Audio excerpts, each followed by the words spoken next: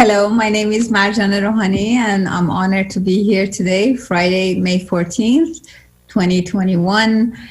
This is our constitutional movement program that we put together with Dr. Saeed Hamzavi. Usually the Farsi speaking is on Thursdays, but yesterday there was a schedule change, so we are doing the English speaking today, but usually it's on Thursdays.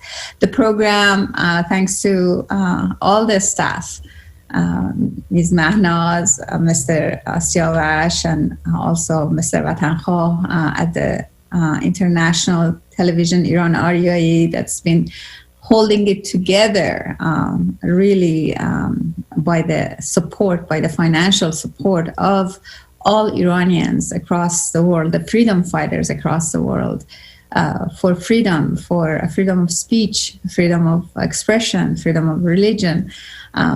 It's an honor to be here, and I think, if you look back at all the programs that this television has put together, you find how selective and how brilliant people have presented their angle view, regardless of their religious beliefs, regardless of their political beliefs, and it's a very difficult situation because Iranians Iranian freedom fighters outside Iran especially don't have a lot of financial resources, and we saw during the past month or so when all of Iranians across the world poured in front of different embassies across the world to show support for the suffering Iranians inside Iran who, without any guns or any weapons, they say this regime, this Islamic Republic, is not Iranian, and this Western media insisting of calling this regime Iranian is really becoming a sore topic among Iranians. First, when we were all forced migrated to the West because of all the suppressing conditions and the devastation in Iran, the first thing Iranians did, they picked up their lion and sword, three-colored, green and white and red, flag to say that this is the real Iranian flag. And after that, we started, with our usual meals, our culture, our celebrations like Nowruz, even the beginning of summer, the beginning of the harvest season, and creating different celebratory events that we do in Iran to bring it and make other people familiar with them, that are so peaceful and beautiful and hugging and kissing and loving each other and celebrating just normal, ordinary human events in harmony with nature. And so we have been quite sensitive to anything that really deals with this terrorist regime. And we've seen during the past week how chaotic it has become, where, again, all these terror attacks are starting. And I'm not going to get into the details of it, honestly, because nobody knows what's going on. Nobody trusts, unfortunately, the mainstream media or what they're presenting. As far as we're concerned, it could be wag the dog. You see all these films, but is it true?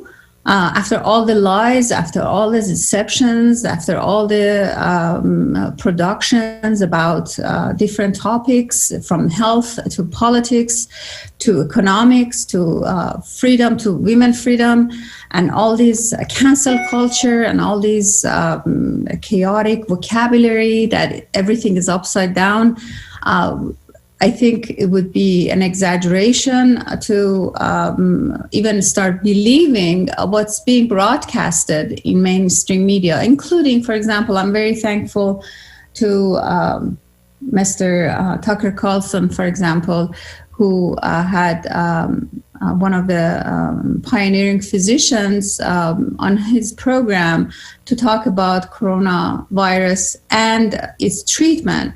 And it sounded like this is the absolute first time that somebody's talking about a treatment. No, doctors have been talking about treatment. It just doesn't get broadcasted on mainstream media. In medicine, we have the disease and we have ways of treatment, and we have ways of prevention, we have ways of supplementing, we have ways of protection, and also, of course, the vaccination. But it's not just focus on one thing. And in the program, it was just so obvious that it was for the first time that Mr. Tucker Carlson was given permission to speak about this major event, because it's been censored so badly for the first time in history of medicine. It's worse than the era of polio, worse than the era of thalidomide. If you start Googling, and everybody knows Google is sweeping everything that's negative about globalization. That's written negative about globalization. If you still Google the Pfizer company, if you still Google Moderna, this is the first product by Moderna Corporation. And Pfizer, you can see for yourself what it Googles up. And of course, Johnson & Johnson, who's been known for various things. Again, Google for yourself, find out for yourself.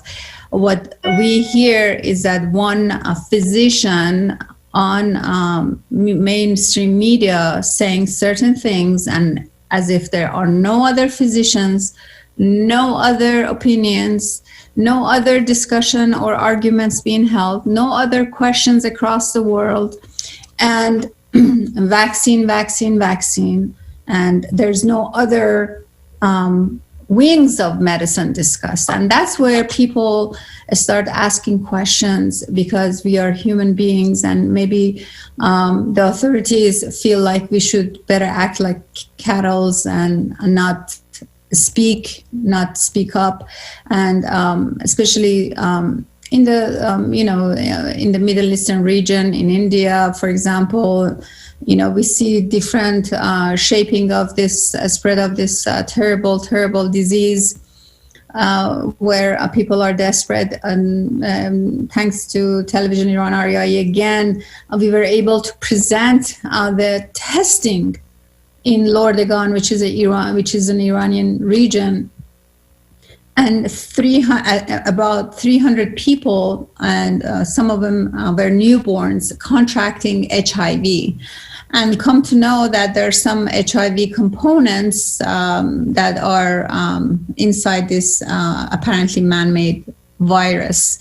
And early on, when this whole virus was spreading up, what we noticed, there were a lot of articles that came out of actually India that, you look back and flip back, and 2 weeks later, they were all with red stamps, retracted.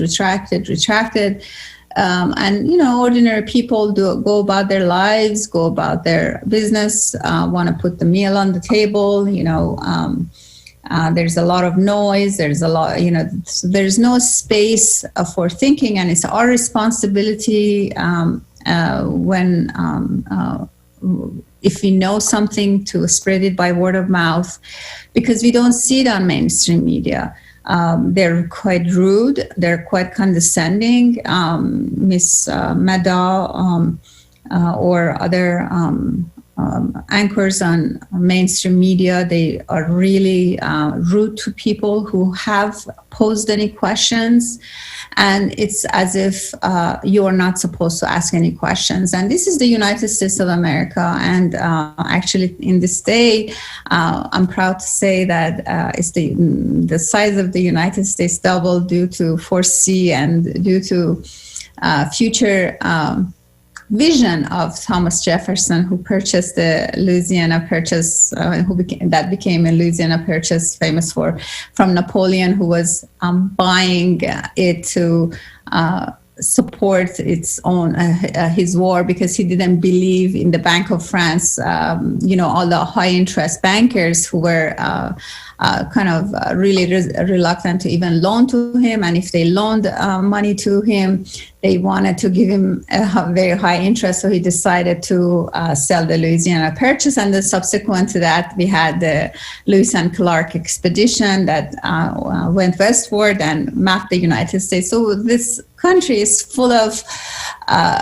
colorful history, ups and downs, misunderstandings, understandings, and it's very familiar, or to me as a Iranian immigrant, is very. It sounds so familiar, because our country has been through the same, where we do very well for a while, and then there are people who come in and start saying, well, you don't want these people in the jacuzzi, they're having too much fun, their currency is doing so well, they don't have any debt, kids are laughing, they're not malnourished, they have shoes to wear, and let's mess with these people. And that's exactly what's happening here right now. We have a pipeline that, it reminds us of the Austin Powers movie, where a whole pipeline system was taken hostage,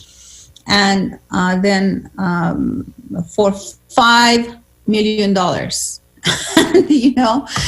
For someone to go through this kind of hacking, supposedly stationed in Russia, for $5 million, where it just doesn't, things just don't add up, and there are a lot of talks on the street about it, and you can read about them.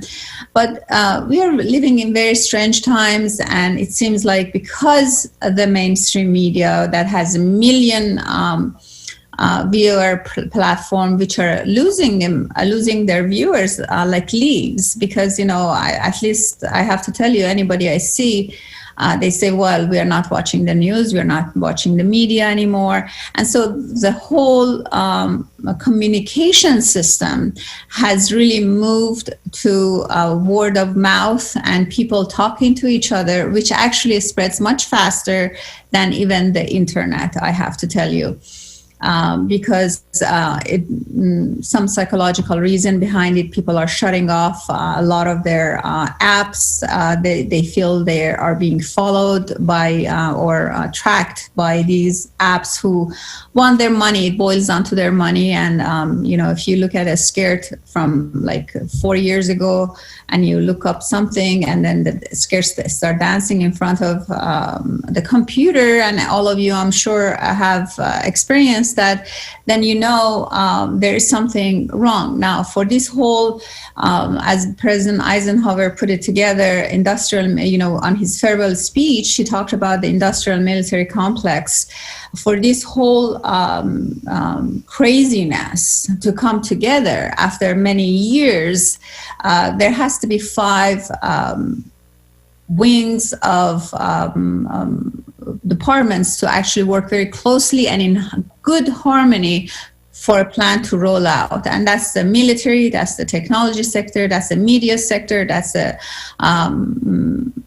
medical sector, and of course, it's the banking sector. And we see the same, but the rollout has been a disaster. And why is it a disaster? It's because I think they rushed it. And I think they don't have popular support. People want their own nation. People want their own sovereignty. People want their family units.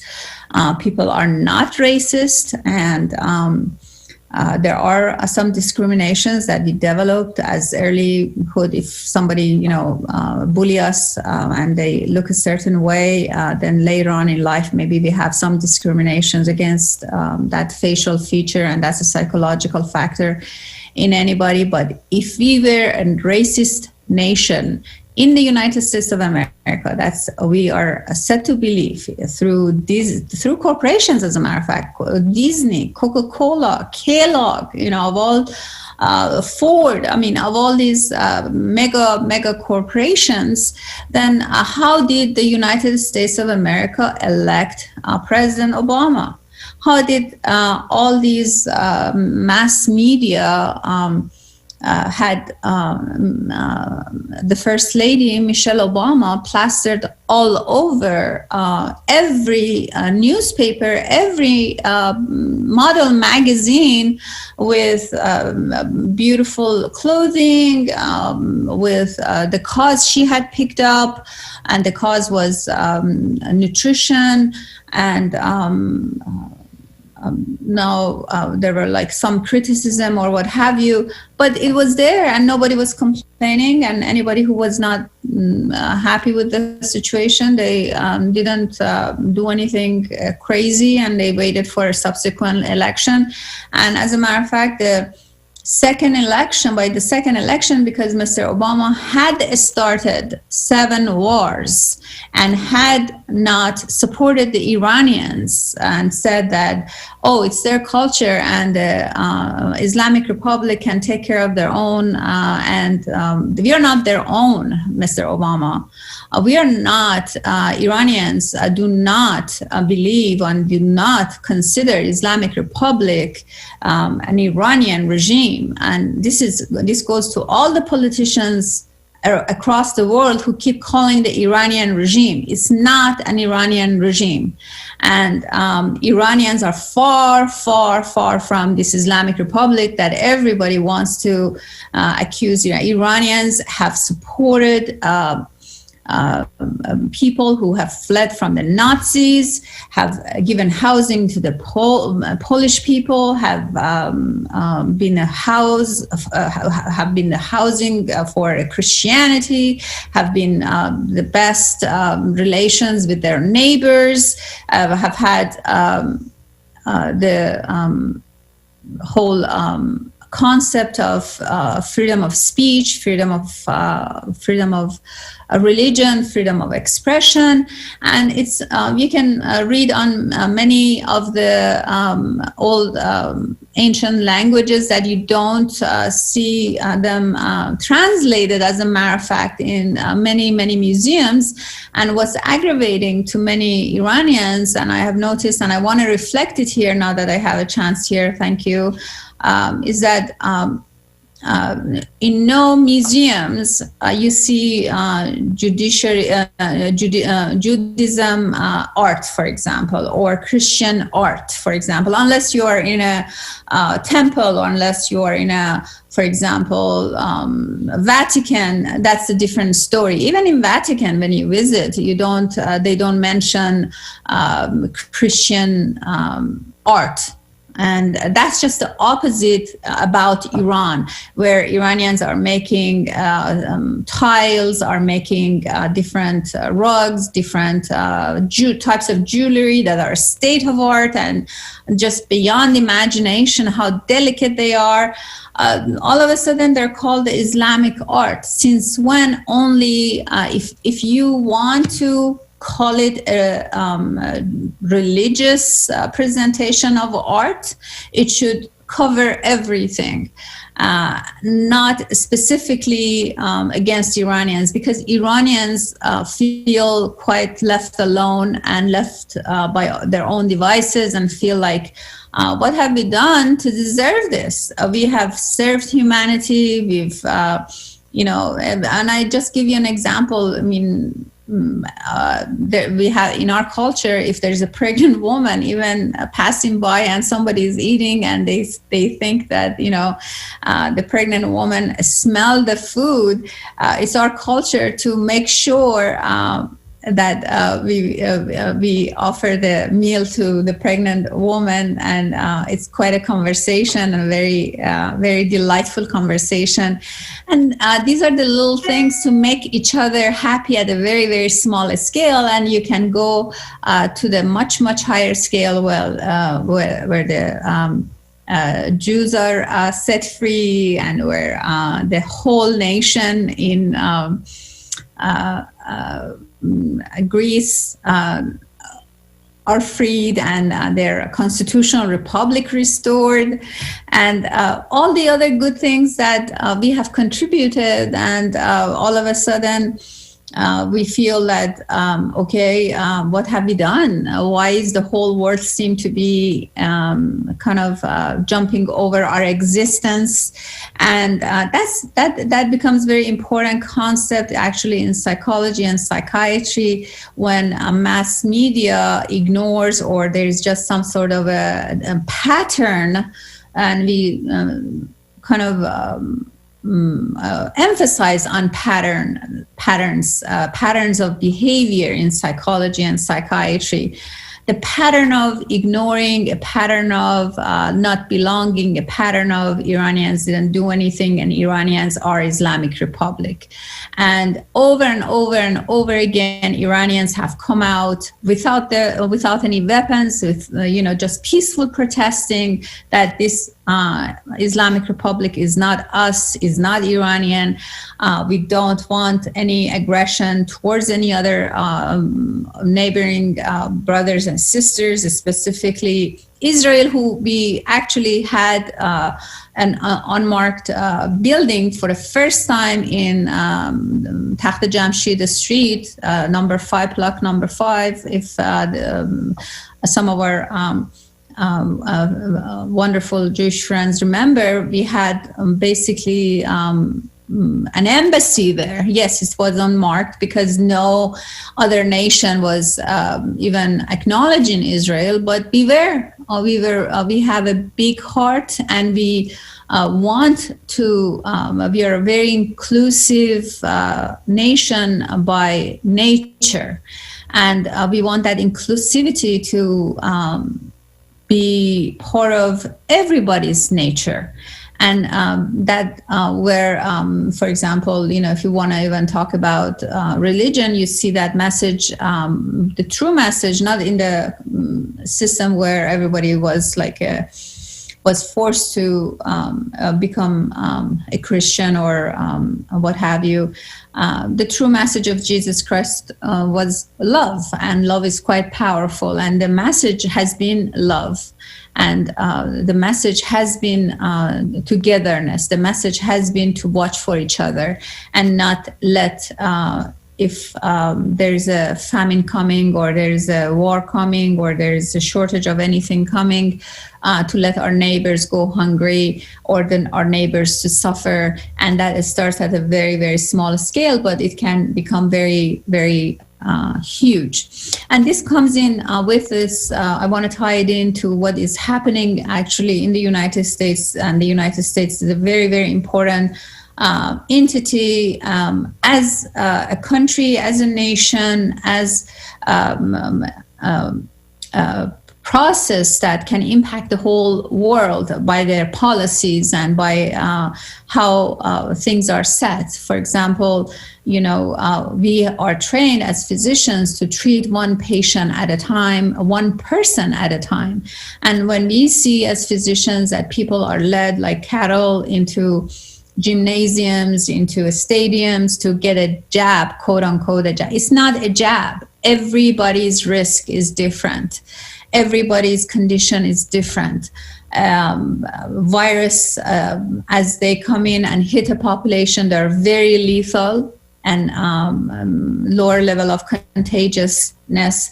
And then as they go on, they become less lethal and more contagious. So there's a lot of issues that play into this whole thing. And then you start thinking about and reading about, and I encourage people to read about the few billionaires or few people who in the world who think that the rest of us are just cattle and are unnecessary, unessential individuals. And that's where the apartheid is starting. As a matter of fact, the new age is starting, where the mass media is focusing us so much on issue of coloredness or sexism, or this person is a transgender, or that person, nobody has really cared. Nobody has even asked any question. We have had it under every federal paper, it says the federal government is against the law to treat anybody because of their religion, because of their color skin, because of the sexism. That's against the law. It's been against the law. It's not something new. And this whole phenomena we are witnessing, it has something to do with something else that's happening, and that's a distraction technique that we need to be aware of, because the distraction technique is an extremely powerful weapon. Now, if we listen exactly to what, for example, Mr. Schwab is saying, or Dr. Schwab, they like to call him Professor Schwab, who has put out books who must have been written before this whole pandemic happened, predicting exactly what's happening, then you start having some antennas going up. And now they have an extra World Economic Forum, which he leads up, coming up in August, and they're warning against historical hacking that's going to happen and impair the whole world. And you kind of start getting, wondering what is happening, that these people with, because they are so wealthy and they're able to spend so much money to buy this media, buy that media, buy this doctor, buy that doctor, buy different people, different positions, then we are losing track of reality, because we know we need oxygen, we know we need to breathe, we know we need exposure, we know we develop immunity by being exposed to different things, and by being close to each other, our immunity actually improves. We have, for example, when, one of the simple questions in medical school was vitamin D deficiency. What does vitamin D deficiency bring on? The vitamin D deficiency brings on dermatitis, dementia. Then there's another dermatitis, dementia, death, or and there's one more that I don't remember off the top of my. But that was and then you see that for example, Mr. Gates is involved in a project that's blocking the sunlight, and we are not able to get the vitamin D that is so necessary for our kids to grow, to have healthy bones, even for older people. For younger people, we have softening of the bones and rickettsia, and all these deficiencies. And why are you? Who is allowing Mr. Gates to do this geoengineering supposedly to cover the sun, so that we don't get the sunlight? Or who is allowing Mr. Gates to release, initially the news was 150,000 mosquitoes, but now apparently 750 million mosquitoes into the Keys, or some in the area in Florida. And supposedly this is something that is supposed to be injecting insecticide. But when he was presenting in a TED program, or in one of his programs, he had a jar full of mosquitoes that released into the audience, as I said before. And he said, imagine if you got malaria, and when people started yelling and screaming, he said, no, don't worry about it. Imagine if these mosquitoes were carrying a vaccination. What really I want to bring in the argument about is that, are we getting encountered with a situation where people are not consenting to something that is going injected into their system, into their body? We know that several programs have, even on mainstream media, in stream media, we've had a lot of doctors, as a matter of fact, a lot of professionals come and show that there is no insert. The insert in the vaccine or in this injectable, whatever it is blank. And apparently, because it's approved under emergency circumstances, you by law, you don't have to reveal what's in the insert. But I think, if you are getting something that is, I want to say,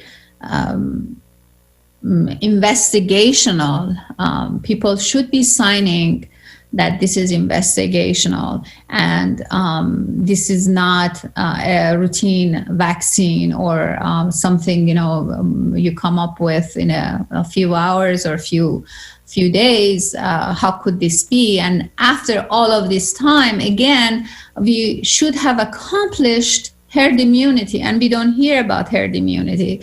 And if this is what my fear is that, you're trusting corporations that have harmed humans before, and you are not hearing the opposing arguments or the potential. Now, if the potential arguments are true, then we are in deep trouble. The potential arguments may not be true, then everything is fantastic, phenomenal, okay. And so if we are, according to Mr. Schwab or Professor Schwab, moving into this fourth industrial revolution, and all the globalization and everything, everybody has to be connected, and everybody has to move into the Chinese system. And I have a clip that I will ask Mr. Siavash to play. Actually, you have to listen to what the people who are driving all of this madness or craziness or something that does not make any common sense. You have to listen to them. And that's the same component we do in psychology, in psychiatry. Listen carefully to what they are saying. What he's saying is that China is doing a much better job. What he's saying is that democracy is dead. What he's saying is that capitalism does not work and is dead. And we have exactly the contrary argument. Now, if this is a situation where he thinks that he believes, he's more than welcome to believe. I mean, the 3,000, 2,000, 5,000, 10,000, a million people, whatever number of people who believe in him, and he seems to be spearheading because he has a lot of money, or with his brothers and sisters like Mr. Bill Gates, Mr. Zuckerberg, Mr. Darcy, Mr.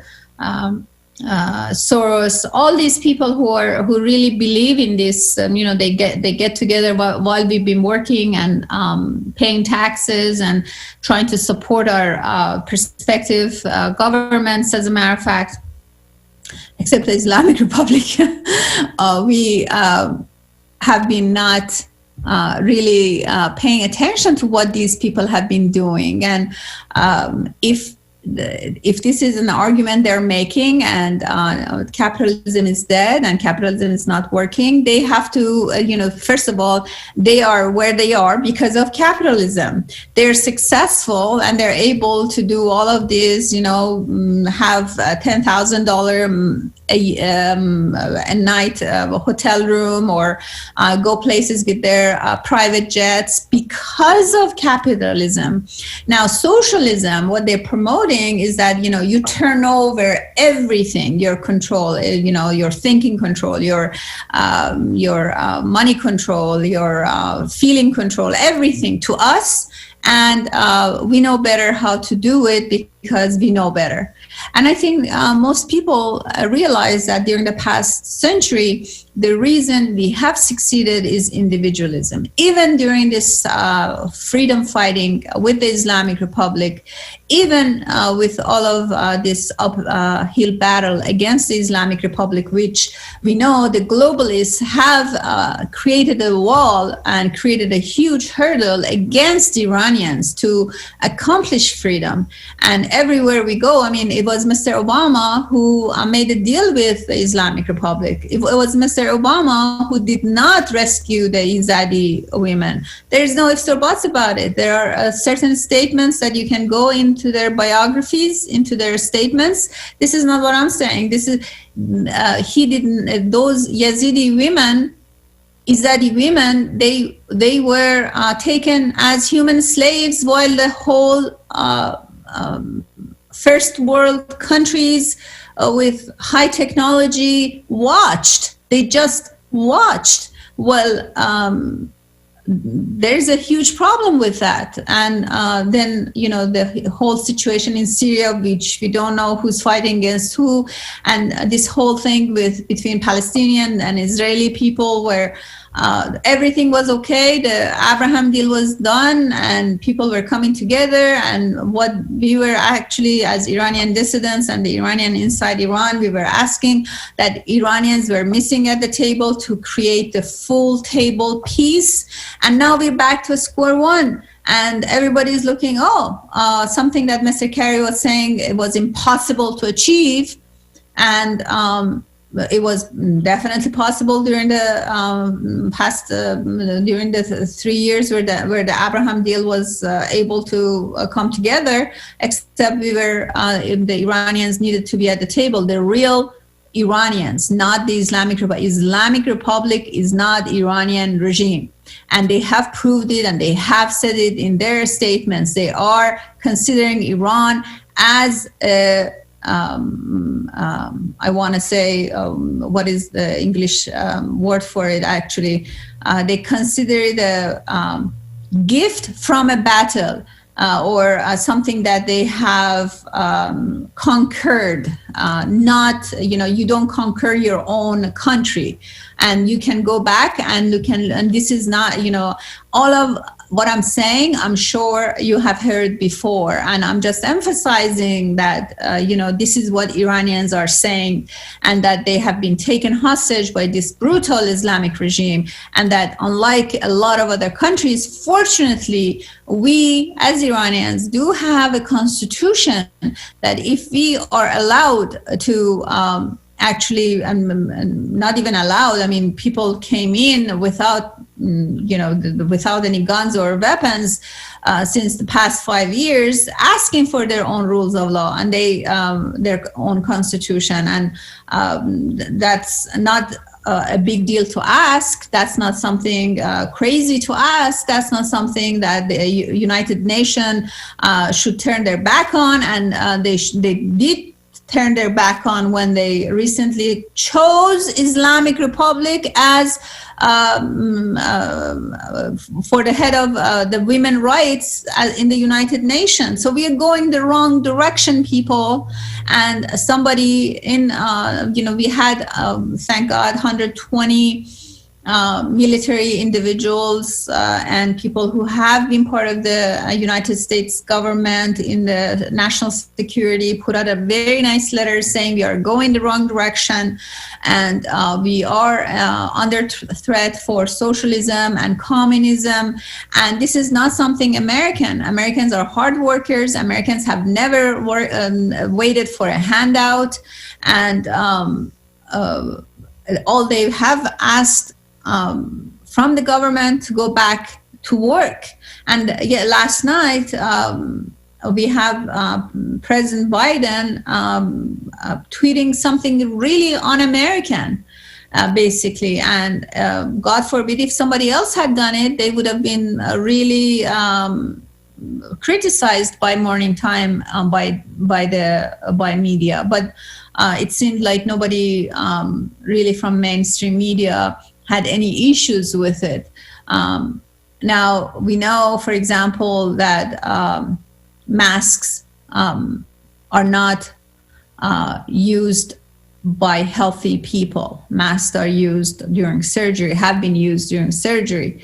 And now we have one doctor who came in, initially said, use the mask, and said, don't use the mask, and said, use the mask, and said, double mask, and laughed about it, said then the plastic covering is much better than not any covering. And again, I think somebody who makes fun of this real catastrophic issue that every family, not just in the United States, in the world is dealing with, including all those Indians who we do not know what's causing the mass genocide over there. We really don't know if it's a virus or not, because now the trust and prestige of every government has gone to zero, because nobody believes their own government, and that's a fact.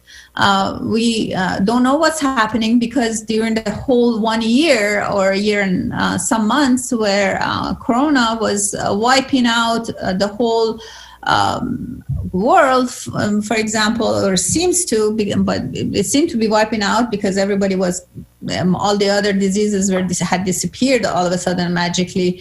However, from India, we were not hearing any news, and then recently we see all these people who are being mass. It's really a terrible situation, and they have actually incredible immunity, the Indians, through the centuries, as a matter of fact. And it may be due to dirty water actually, which has been very difficult to access in India, or that's something that their own government should be worried about, and individuals have been trying to help out. However, dirty water has been the cause of people dying younger than they should, and before the turn of the century, and the number that was the number one cause of actually problems before modern medicine. Now, they didn't have this whole situation going on before recently, and we have to look at the bigger picture. What stopped after the coronavirus? All the protests in Hong Kong stopped. All the protests in the tyrannical countries stopped. And we had an election that seemed to cause a huge problem. Everybody was asking questions about it. And then was a massive problem with the censorship, massive problem with, and they're still counting votes because of the pandemic, supposedly. And this whole pandemic that was announced by the World Health Organization, who is under question because themselves they are run by the Chinese. And Chinese may be good for themselves, but if we listen to Mr. Charles Schwab, you will see how he really overlooks the human factor in how the Chinese are treated. The Chinese locked up their citizens, and people died of anybody who suspected had been exposed to the coronavirus. They were locked up in their apartments, in their buildings, and they did not have access to to water, to food. And they died. When they opened the apartments in masses, these people had died. And that's not what humanity is about. And this gentleman who's sitting himself and calling himself a professor and is a super rich individual and has become super rich, not in Russia, not in China, not in North Korea, but in the United States of America, who, by the way, moved his a multi-billion-dollar corporation from California to Texas, of all places. He is saying China did a much better job. Well, Mr. Schwab, how did China do a much better job?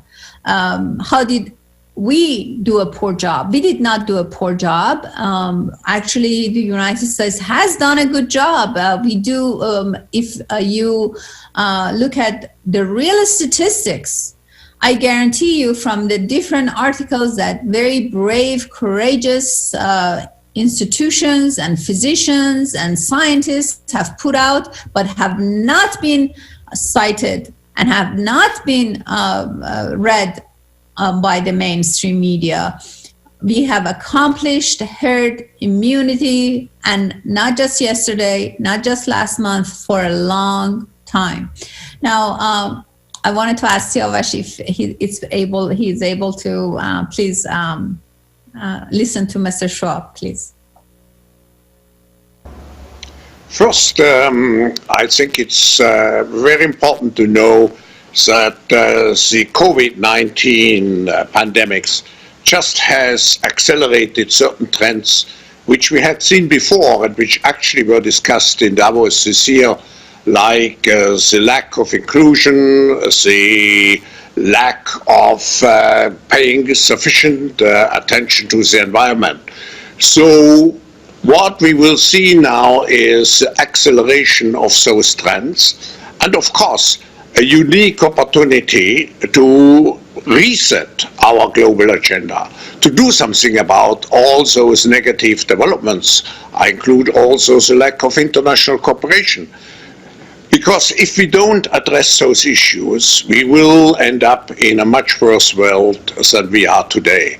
So let's use this window of opportunity and let's recreate a global framework which really is in line with the requirements of a society in the 21st century.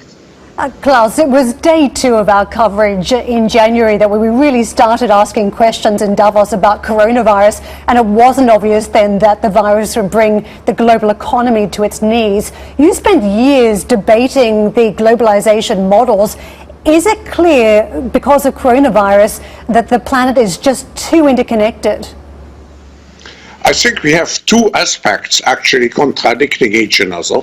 On the one hand, the virus, the pandemics, has reminded us how interdependent we are in the world, how we are part of a global destiny, a common global destiny. On the other hand, the virus also has demonstrated that we need more resilience. And interdependence also creates greater risks. So what we will see is hopefully, on the one hand, more globalization, on the other hand, probably with the redefinition of supply chains and so on, we will also see some aspects of deglobalization. You mentioned global coordination a moment ago, and clearly as we progress, questions are going to be asked, how do we avoid a pandemic, a health crisis like this in future? What do you think the answer is going to be? Because it feels as though there's more of a breakdown in communication right now than anything. Yes, I think we have become very much aware that we need to build a more resilient world, and the virus is just a call for action. You have other big risks which we have alerted to in our risk report, like a cyber attack and of course the whole issue of global warming. So I hope that this COVID crisis will create sufficient drive for each government to be more open for global cooperation, because without the global cooperation we cannot solve those issues which have a dimension which is transborder and doesn't stop at. Thank you, Mr. Siavash. I'm grateful. And you see how he's saying everything actually in this clip from him that we need to hear, and he ends it with, we need global cooperation. Now, first of all, corporations do not consider human rights. Corporations do have bylaws. The bylaws are for the bottom line, is for the money. They have a chief financial officer, chief executive officer, the secretary, but we've seen again and again that the corporations let go of people during Christmas, during the celebration times, and as if because that's their line of reporting their financial bottom line, and it's all about money, money, money rather than humanity, humanity, humanity. Whereas our governments are during the past, at least Renaissance, and specifically during since the American Revolution, we've been thriving and driving towards freedom and wanting individuation and we have our constitution that emphasizes on human rights. We have our Declaration of Independence, pursuit of happiness and humanity. And this is just the opposite of what he's talking about. So that's the global corporation. We need a global corporation. And what are we getting into? And he's talking about this cyber attack. And if you Google more, you will find out that there are predicting his group, the few thousand group that, there are like 12 zeros in their bank account or more, and encouraging people to invest in cryptocurrency, as a matter of fact, to kind of at the right moment to crash all those people into poverty.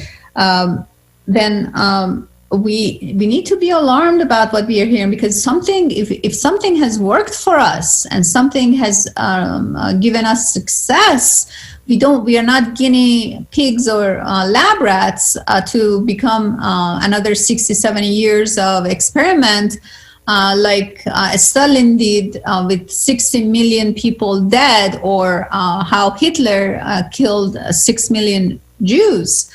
And with the whole world watching again. And we are going into, walking into the same trap.